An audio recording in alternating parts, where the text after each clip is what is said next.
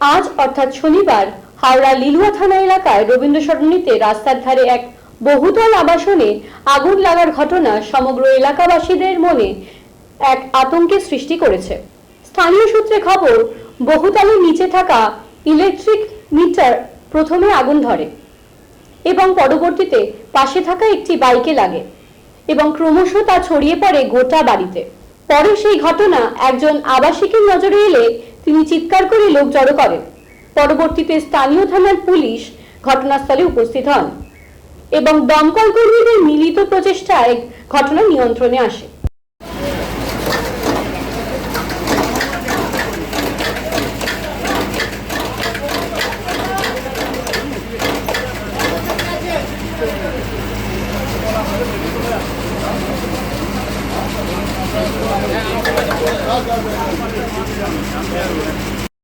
अपना काम नहीं है भाई, अपना काम नहीं करेंगे।